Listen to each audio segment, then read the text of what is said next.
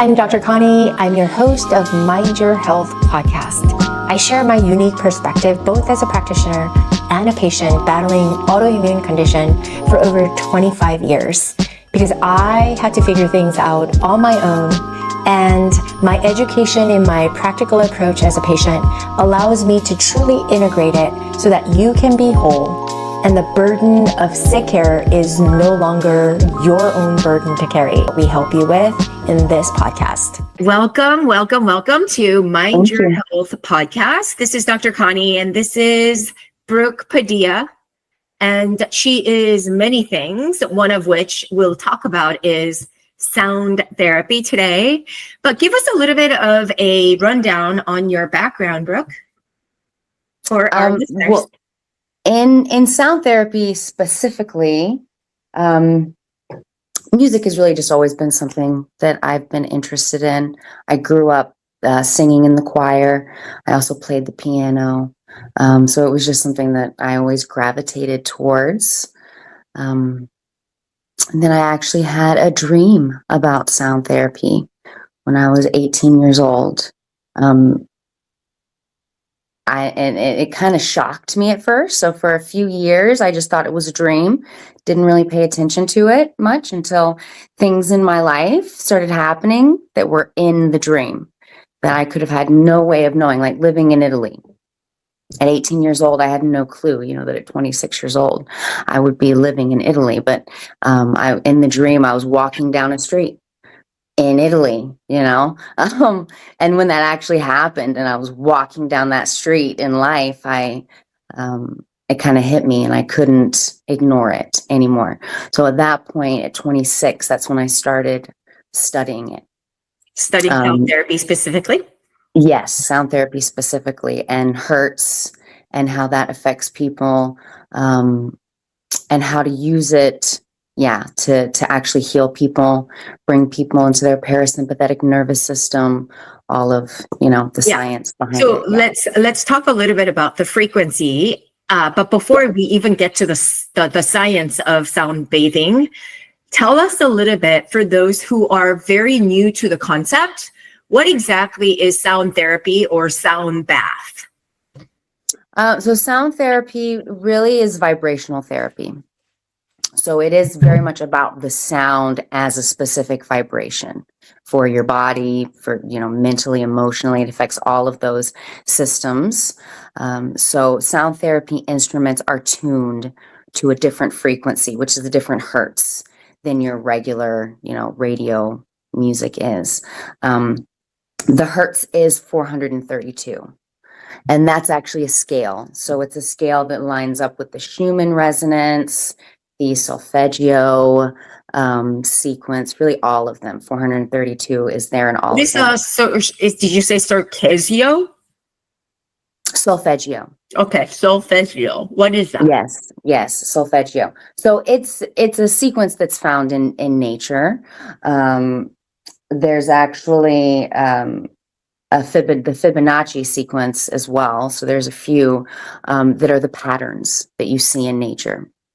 So the frequencies that we use in sound healing, in somatics, which is a new science that shows these shapes that the sound frequencies make.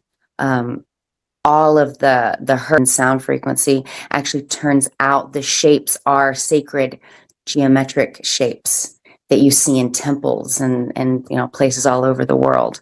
So that's kind of started this studying sound therapy in our world today. Getting into that somatics. Yeah. So I think people need to understand that in nature too, when we think about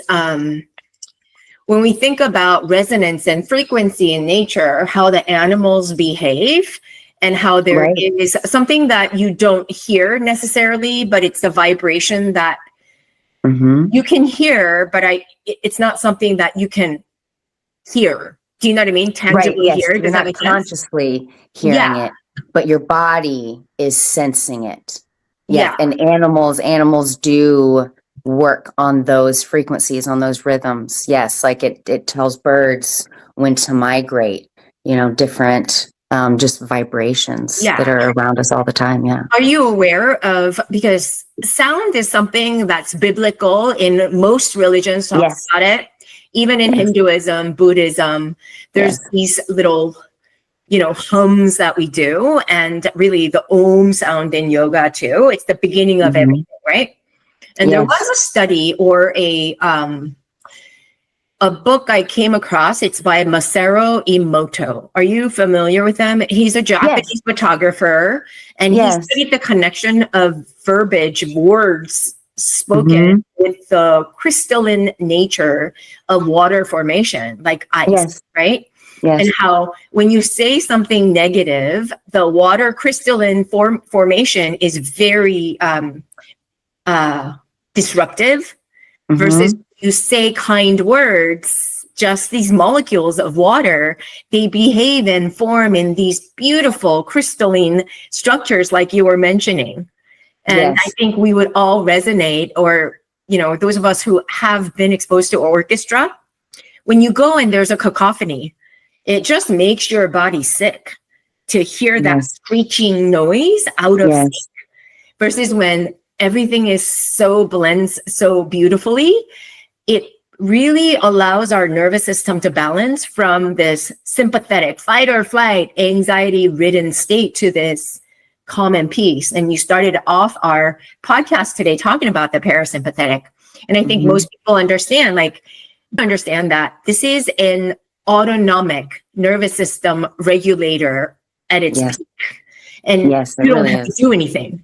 Right. You just allow the sound to penetrate your body in a way, and your cells organize in this balanced, equanimitous state where everything sort of falls in place.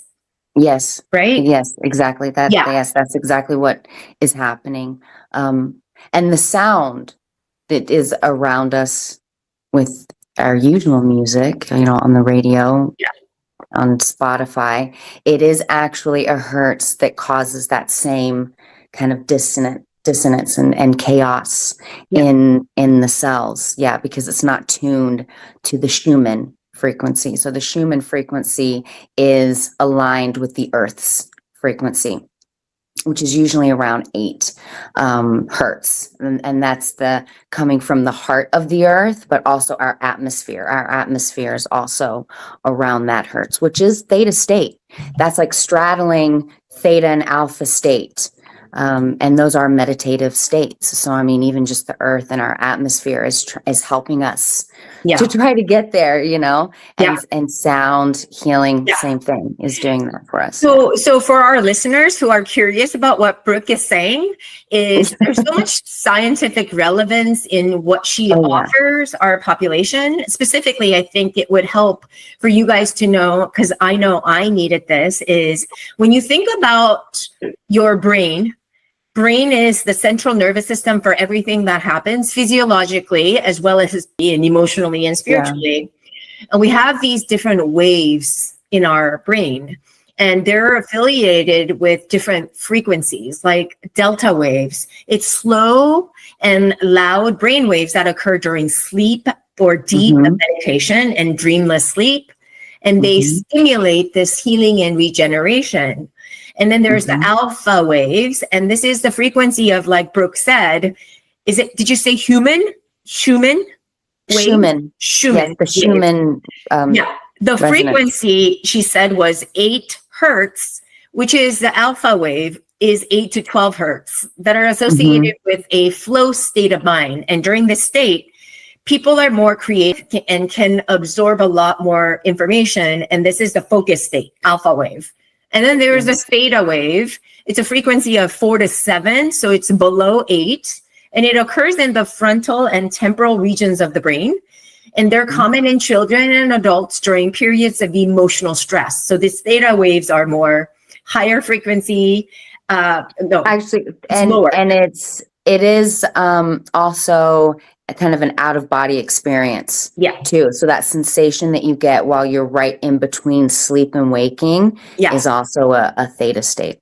Yeah, and that you might not be conscious enough to even realize that. But then there is the beta waves, which is the high frequency brain waves that occur when you're alert, focused, and excited like we are. Beta waves right now. Well, actually interesting. And I did want to talk about this today.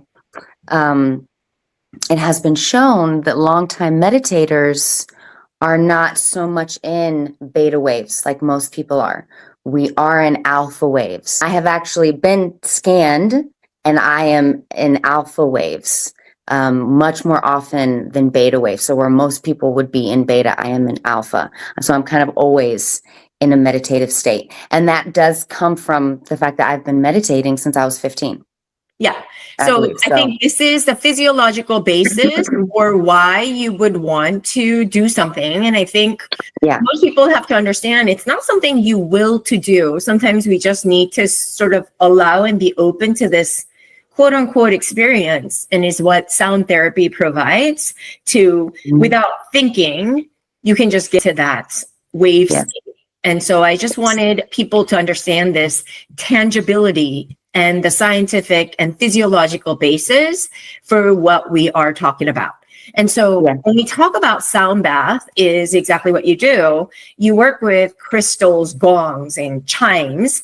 And can you just talk about how each of them contribute to the experience that you're trying to create? Yes. So I do start actually with shamanic drumming. That's usually the first thing that I do for people in my sound journey. And that is to get into the healing state. That is to get to that 8 hertz.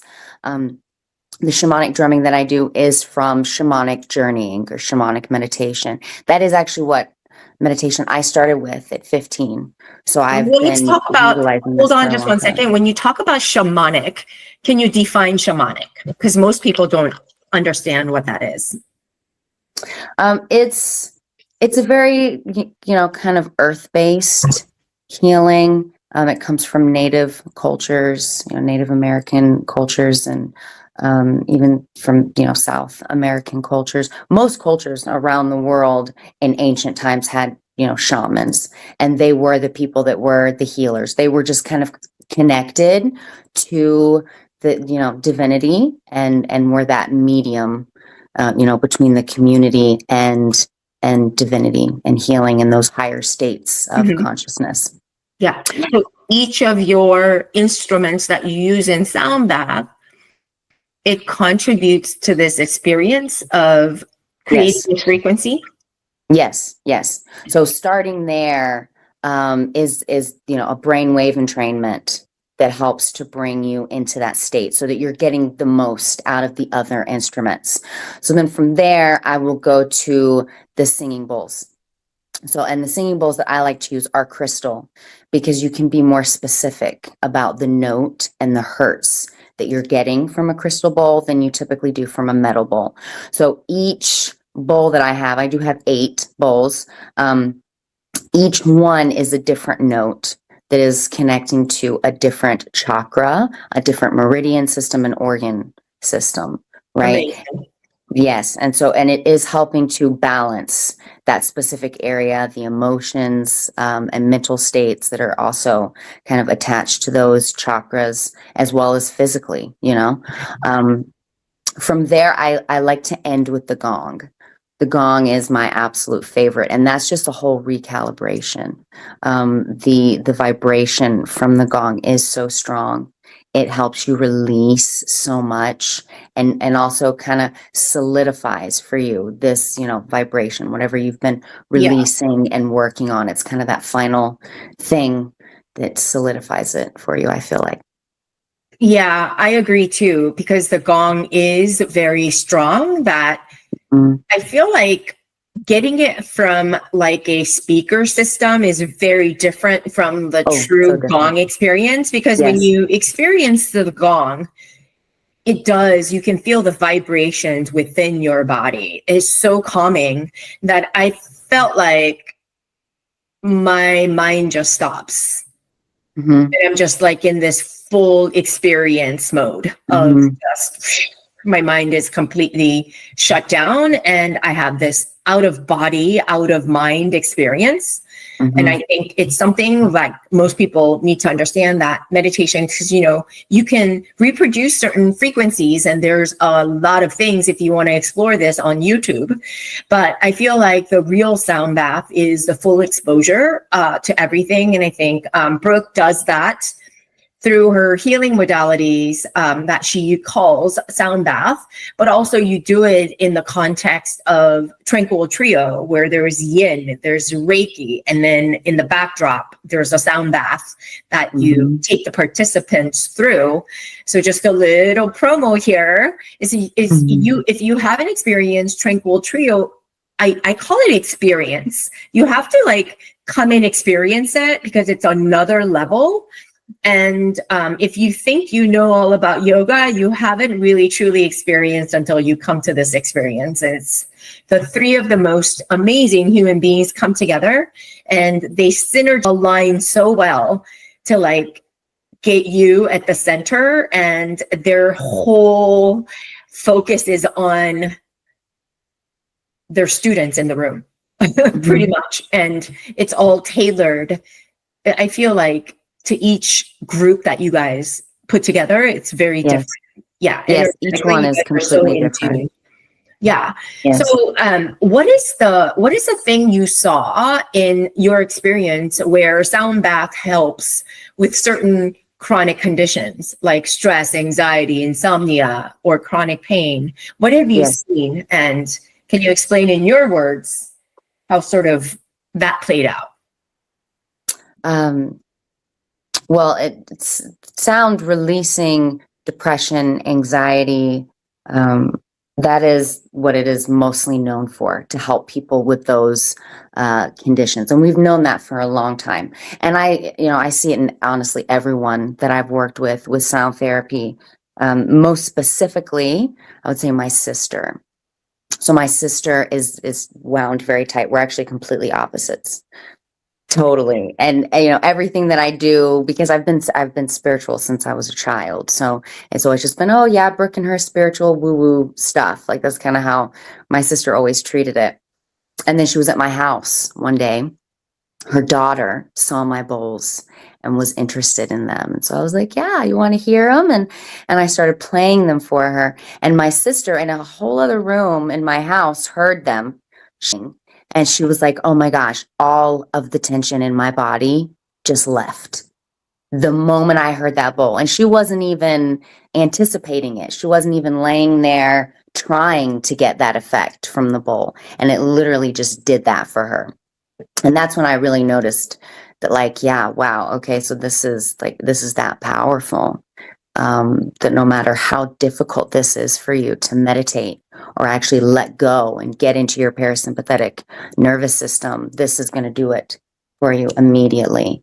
Then with more physiological issues, one of the first people that I worked with doing healing, just energetic healing in general too, she has narcolepsy. And so getting a full night's rest because of the medication that she was on for her narcolepsy just did not ever happen for her. She did a session with me, and then for about a week, 2 weeks, she actually was getting a full night's sleep. It's amazing. And so, yes, I know. I mean, every time I use the sound therapy, honestly, I see different things that it does for people. It really does for you what you are needing, what you're needing balanced, what you're needing to release. So it is very personal, I think, to everyone. But it definitely has those physiological, emotional, and mental effects for everyone. So there's layers of it for people. Yeah. So can you explain sort of, how in sound therapy, there's different frequencies you use, like you said, based on what that person might need. Could you kind of go through your process in determining what instrument you pull out and explain how different frequencies affect the body and the mind? Yes. So really, even with the bowls, it is a whole, it's a sequence. So even, with the 432 hertz, that's actually A equals 432 hertz. So that's tuning the instruments where the A note is going to be 432. Each one of those notes then actually is going to be a different hertz. Hertz is just how many times the wave vibrates in a second. So that's really, and my teacher taught that to us as, imagine you're in a room filled with balloons, right? And each of these balloons is an atom, and you're standing up against the wall and you just barely are like pressing against these balloons, and it's causing this chain reaction. And that's exactly what everything in the universe really is doing. Everything is vibrating with sound. So that's one of the reasons why it is so powerful and effective. How does that frequency affect the body and the mind? Right. Yeah. Depending on the frequency, it's shifting the cells. So if you put oscillating bodies next to each other, they're going to start vibrating together. And that's really what you're doing with the body, especially in, a sound journey or a sound bath. That's really the aim of that. With a private session, I do use tuning forks instead of all of those other, and place them on, certain areas of the body that specifically need healing and specifically need that vibration. And the tuning forks are different. What is the purpose of the tuning fork? Is it to kind of for you to pick up as an instrument so how would it tell you, for example, if the person needs it over a certain body part? Yes. So I do actually have two sets of tuning forks, and one set is just body tuners. So they are different than the tuning forks that you actually place on the body. And I scan the body with those. I start there and actually have a way of bringing you into the healing state with them next to your head. You get one frequency in one ear, you get another frequency in the other ear, and you actually start to vibrate at the difference. Okay, so and that brings you into 128 hertz, which is again Schumann resonance, and ohm too actually is 128 hertz. And so I scan the body with that, and it is an art, honestly, because I can hear shifts in the frequency as I'm scanning. I can also feel it actually in the fork itself. And that is letting you know where there's a shift in their own vibration that isn't in harmony, where it needs to be. And so sometimes even just holding that over that area, especially if it's, in the electromagnetic field, will balance that. But then sometimes it is more physical, and that's an area where I have to go over it with the tuning fork on the body. Yeah. So I think people need to know the tuning fork, and please correct me if I'm wrong, but there is a dynamic frequency always within us cellularly, because it's constantly moving and dividing, and there's constant activity that's flowing. Mm-hmm. The heart has electromagnetic fields, and we have different types of energy being emitted out, so to speak. And it's almost a telepathic, more of a vibration, and some call it auras, Yes.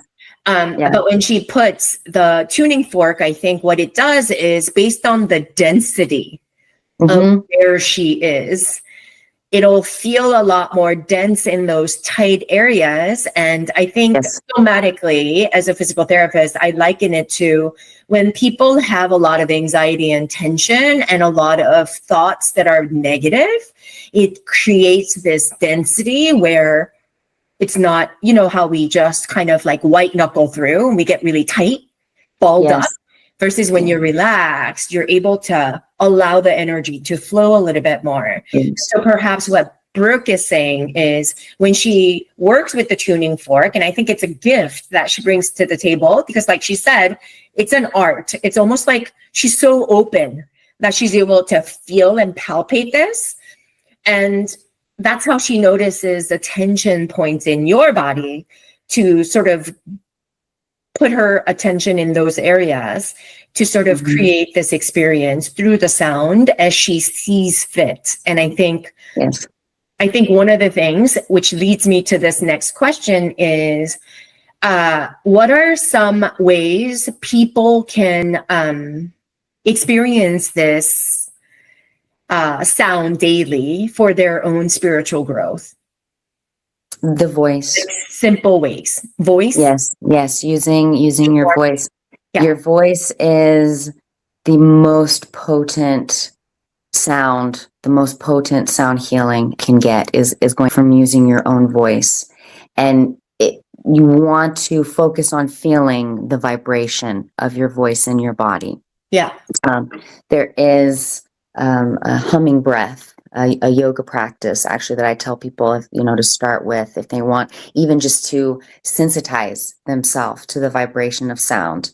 And in it, you just hum and you let your body choose what note, what tone you're going to hum. You just let it, come out of you, and you plug your ears with your thumbs. You cover your eyes with your fingers and you hum and you let yourself really feel it. Yeah. So it's very powerful. Let's go a little bit. I know you're a Reiki master too underneath all of this, but I study a lot of chakras as it relates to various endocrinological organs in the body. What I've found was the first three chakras, the root, sacral, and the solar plexus, that is more ingrained in the physical body, the ego. Yes. And then you get into the heart. The fourth chakra is the connection between the spiritual realm and the bridge realm. It's the bridge. And then right above the heart is your throat center. That's your ability to express. And I found, and I saw this correlated in my experience in functional medicine, is that a lot of people, when they're not speaking their truth, they'll get very stuck. Yeah, they get stuck and they have thyroid autoimmune issues. So lots of autoimmune thyroid. Yes.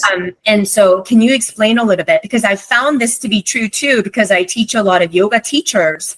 And if they're insecure, all the things, their voice is not as confident and it doesn't come through.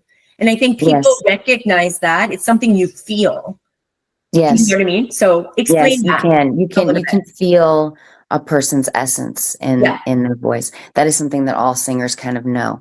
It feels extremely vulnerable to sing to people when you are, because your essence in it so much. And it is, being able to express, when you are needing to express, when you have these energies in your body and they're wanting to move and they're wanting to be seen and be expressed, when you don't allow that, that's when they get stuck. They stick to this area and they solidify, and then you have to open it up. Most of us have this issue growing up where we can't say what we really feel.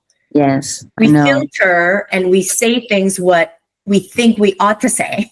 Right. Yeah. Which is something I want to encourage people and hear it from Brooke, is that's when she'll feel a lot of the stuck segments in your body that's making you sick. Yeah. Yeah. And using your voice for your own, it releases so much of that for you. And that vibration is coming from your own body, from actually the Sushumna. Yeah. So when you're humming like that or doing chanting that's done similar to throat singing, that is actually what's vibrating, and you can feel it. Yeah. The Sushumna, which is the energy that runs along energy channel. Yeah. Yeah. And that's really what you're vibrating. Yeah. In Ashtanga yoga, we have the beginning chants and then we have the closing chants. Yes. And I think a lot of the quality of the words, like I said, according to this Japanese photographer, the words you say with the true essence and the purity of you being delivered through your voice can be such an instrument for healing in and of itself, right? Yes. And so do you have any advice? All the time. It's something you can use it all the time. It's very interesting. So when I first started studying sound therapy and I was first teaching yoga and oming a lot, because I have always omed at the end of all of my classes. There were certain times I would just feel like oming, like after a big meal, I would sit there and I would want to om it. So I just was like, I'm just going to do it. I'm just going to release the sound from my body. I'm going to let it go. And it became this thing that everyone knew after dinner I was going to om. And they were just like, yeah, okay, that's Brooke being weird. And then a friend of mine found an article actually on it, and how om brings you into your parasympathetic nervous system immediately. And that's where you need to be to properly digest your food. So I felt that I needed to do it, and I just let myself do it.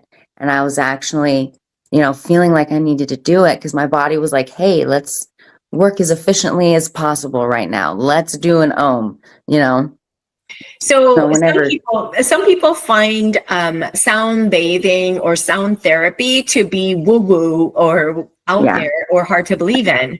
How do you address skepticism in your experience?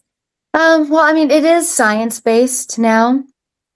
It is newer science that has been, researching sound therapy, Reiki, meditation, yoga, all of these things. It's so funny to me, Brooke, that scientific community thinks we're so forward thinking, but in actuality, it's older than any of us can fathom. It is. Yes, it is. Yeah. And but science is actually finally, looking into it and finding that, they're just confirming everything that we've always said about it, Yeah. So, and that's been a great thing. So I use that. And that was something that my teacher, so I studied with Simone Vitale. I got a Master of Sound Therapy certificate with working with him. And he was very focused on the science. He was like, because, this is what you really need to know to help bring people to this. Because people need to know the science. They want to know the science. And it is out there. It actually most recently was published in the Journal for Integrative Medicine, a study on sound therapy and how it does release anxiety, depression, and then it does actually help, the body with pain and inflammation, so. Yeah. And I just feel like, in this realm of spirituality affecting your health and human body, there's so much scientific relevance now. But I do think as yoga practitioners, we need to be very sound in the scientific realm to understand the science of it. Because, one of my mentors always said, science unites people. Mm-hmm. And mysticism always polarizes people. That's true. Yeah. Yes. And so that is very true. We have wars fought because of religion differences. Yeah. It's really sad. But I think the more people can understand the scientific realm, because nobody really argues against the science, Right. Yeah. I mean, because it's difficult to. Yeah. It's difficult to. Yeah. I know, even with the aura, there's still people that don't know this, that don't realize this, but it has been measured. It has been scientifically proven. Yeah, you have an electromagnetic field, and that's your aura. So it's out there. It is newer though, so not everyone is aware of it. So I just, I make sure I'm aware of it. I'm always looking for that, the science, what science is coming out with, so that I can let people know, like, hey, this is scientifically proven. What is if they're interested, they are. If they're not, then they're not. Yeah. What has sound healing taught you personally, and how has it changed your life specifically? Tremendously. Honestly, it changed my life. It gave me a purpose. I always knew I had a purpose that was spiritual. I always knew I had a purpose that was healing. Even as a child, I used to pretend. I used to play that I was making medicine. That I'd get leaves and dirt and whatever, and I'd mash them together and be like, I'm, making medicine. So I knew. I just didn't know exactly how, and especially because of that, mysticism is polarizing and science is uniting. I didn't feel good about polarizing, you know. And when I found just the wellness community in general with yoga and sound healing and Reiki, I knew, right away, this is what I need to do, because I was born with a sensitivity here to this. Where do you see it also gives me hope. where do you see the future of sound healing, and do you think it's becoming more mainstream? I do, yes. I do feel like it's becoming more mainstream, and I feel like it is going to just become more mainstream, and it's going to be used more and more and more. They've actually found that 100,000 to 300,000 hertz, when you're using the 11th harmonic, which I know most people, don't know what that is, but I will just put it out there. It kills cancer cells. And this is something else that they've recently discovered. Now, 100 to 300,000 hertz is high. So instruments aren't making those hertz. There are machines that they have to create those hertz. But, this is what they have found. So I think they're going to continue looking into this and studying this, and it's just going to be used more and more and more. So I had a bout of experience with the shaman. I used to work with a shaman. And then I realized, if you really think about everything that we do as human beings, whether we're talking about nutrition, movement, or even hearing, listening to things, it's if we can just focus on energy of everything that we're exchanging with our environment, so to speak, and being super aligned and aware of, then even eating the foods is less about what and obsessing over the macronutrients, or of a feel of what is nourishing for you energetically versus not, because I think we get sick because we don't pay attention. Right. And it is interesting that you say that, because Sadhguru says that a person that sits and joyfully eats their meal, they know more about the universe than he who sits and tries to stress and ponder over the universe all the time. Right. Because they're at ease. And yes. And when you feel that, when you know that, vibration and the effect, yes, you do. You start to pay attention. I mean, even my clothing is 100% cotton. It's 100% cotton or 100% wool, because those have the higher vibrations that are healing. And so it's just little by little being aware of everything around me has a vibration. Okay.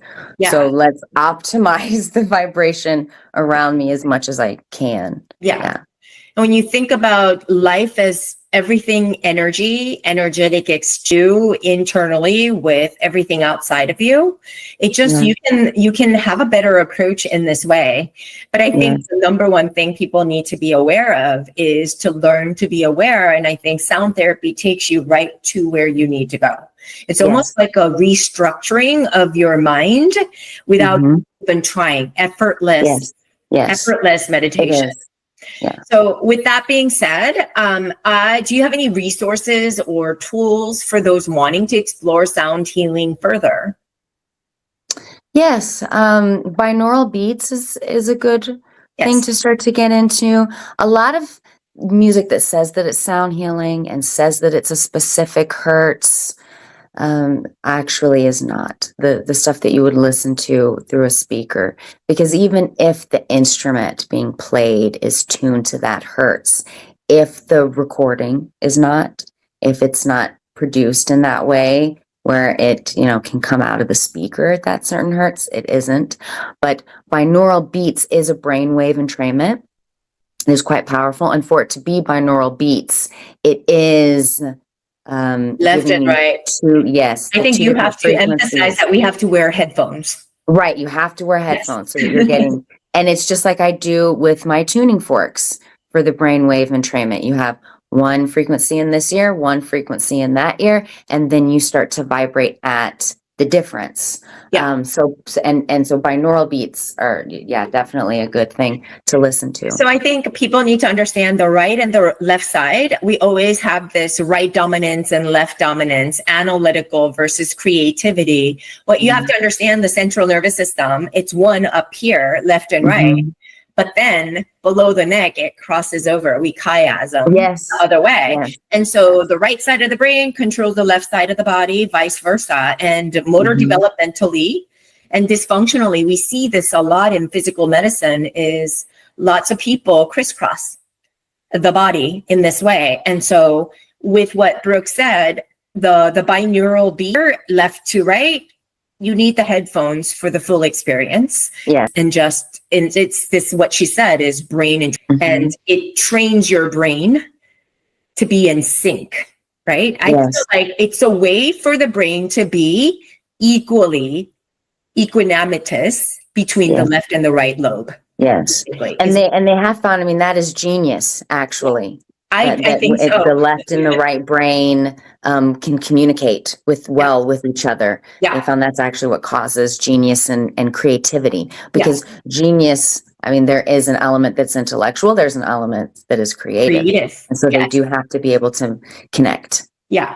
And I also feel like having lived a very analytical life and training all my life with so much education, I feel like sometimes being in that space is very limiting, as opposed to when I was able to cross over to this side to understand, it almost makes what I learned a small scope of a bigger picture. And so it's like small parts of a whole, so to speak. So if you can kind of have that connection between the left and the right side and just blow up your whole, it's almost like that holistic medicine at its purest. I think sound therapy can get you there. And did you guys know Brooke Padilla is also a working at Functional Yoga Medicine, providing individual sound therapy. I'm so excited about this. She's going to be launching with I believe some meditation series are in order. Can you talk about some of the workshops that we have on the calendar, as well as how can they book with you at Functional Yoga Medicine so my listeners can book with you?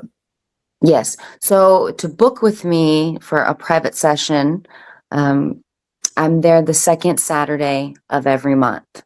So, and you can book that, through your regular booking, like you do classes. You can email info at Functional Yoga Medicine. Yes. Request a booking with Brooke, and we'll get you squared away right away. Yes. And if that doesn't work for you, the second Saturday of every month, you can, we can She's always flexible, guys. Figure something out. I am. This is actually all that I do now is workshops, retreats, and private sessions. So I think you have some workshops scheduled at Functional Yoga Medicine as well. Can you talk about them? Yes.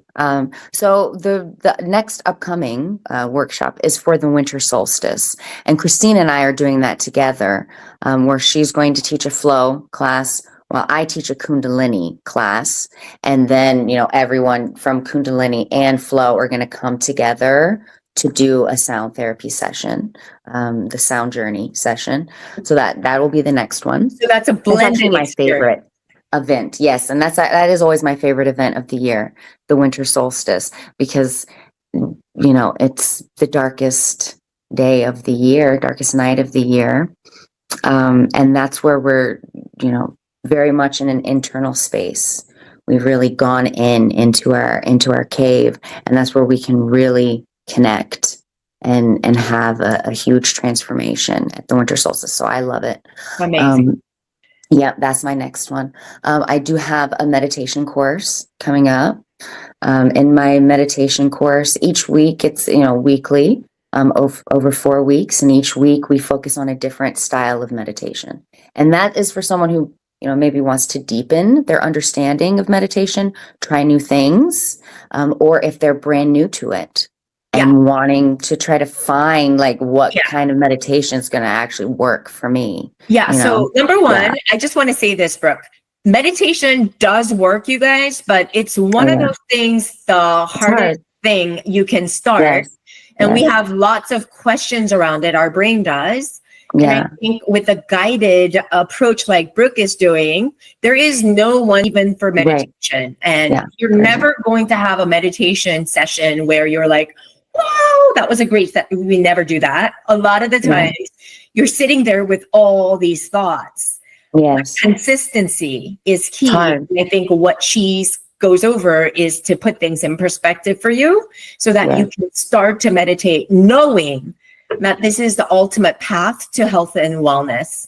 We believe this is the way you can shift your energy and balance. Yes. And then people, when they think of meditation, they think of mindfulness meditation. And I honestly feel like that's the hardest. Like, it sounds like it's the simplest, but I feel like it is the hardest. I have been meditating already for 11 years. The first time I did mindfulness meditation. And that was actually at my yoga teacher training, my first yoga teacher training in Spain. We had to sit and meditate half an hour first thing in the morning before we did our practice. And it felt so difficult. I was like, I've been meditating for 11 years. How is this so difficult to just sit here, just sit, and so it is. And so I like people to know that actually there are different ways to meditate. And there is one that will work for you, that won't feel so difficult, that will actually, feel good, and you'll want to do it. That's a big part of it. If you wake up and you want to do your meditation before you start your day, it feels good for you, then you're going to do it. If you feel like you have to force yourself, it's a lot harder, especially then if you come away from it, it doesn't, it didn't feel good. To sit there and feel bad about all of your negative thoughts. And most people judge themselves for not being able to. Partially. And I think putting that in perspective, like Brooke said, it's super hard. It's something you have to overcome. But the more you can overcome it, the healthier you'll be, is what is promised on the other side of this. So do I think it's something I advocate? Absolutely. For your overall health. Yes. Yeah. And it's huge. Meditation, it really was the beginning of my journey into wellness. I am Native American on my mother's side. My great grandmother was a shaman, and I never knew her, but I always felt this pull to it. And that's how I got into the shamanic meditation. I actually just found a book on it, and it came with a CD. And I was like, okay, I'm going to do this. And I went into such a deep trance the very first time I ever did this meditation, that my mother, she was standing over me telling me, hey, Brooke, dinner's ready. And I, completely unaware that she was there. She had to touch me. She had to shake me and be like, what are you doing? She thought I was on drugs. She was like, oh my gosh, what drugs did you take? I was like, I'm meditating, Mom. I did not get it at all. And that does tend to be people's favorite. When they first start out and we do this, I was surprised. I was not expecting for people to love the shamanic meditation the way that they did, especially since I actually started teaching this meditation course back in 2014. That's when I first started teaching it. And so I was not expecting people to be open to that, and that they were going to think it was witchcraft or something. But they all loved it, to the point where I have a CD now that I will give people at the end of it with that drumming on it, so they can continue doing that. But there are others, some people don't, that doesn't work for them, but there's so many ways to do it and to start doing it. And it shifts, the type of meditation that I've enjoyed and that I've needed has shifted throughout my life so many times. But as long as you get started. Yeah, that's exactly it. She said the key word. Yes. Get started. Stay consistent. Be open. And I think if you can read up on the scientific evidence of how good meditation is, in fact, anybody can Google this. There's so much, you guys. There's so much. And it's something that you can do every single day. Super easy. So Brooke, thank you so much for this invaluable information. And again, just to hone in, people can come find you. You said first Saturday of every month at Functional Yoga Medicine. Second. And second Saturday of the month at Functional Yoga Medicine. You can email us at info@functionalyogamedicine.com. You can find Brooke on Instagram. What's your handle? It's just my name, Brooke Padilla. Brooke Padilla. The O's are X's though. So it's BRXXKEPADILLA. There you go. And you can find her on Instagram. Just DM her and find her there, as well as to email us and look for her in the workshops she'll be presented at Functional Yoga Medicine. Thank you so much for your time, Brooke. Oh, thank you for having me. Yes. So this will likely air next week. And so look out for it, and I'll tag you and let you know. Yes. Yeah. Okay. I was going to say that. I would like so much. I'll see you soon. Yes. Bye. Bye. Thank you for listening to the Mind Your Health podcast. If you enjoyed the episode, we would so much love it and appreciate it if you share it with someone who could benefit as well as to subscribe to this podcast on Apple Podcasts, Spotify, or anywhere else where podcasts are found.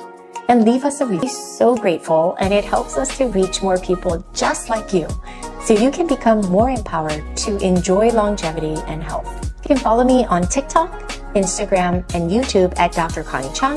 And of course, you can subscribe to this podcast for a new episode every single week.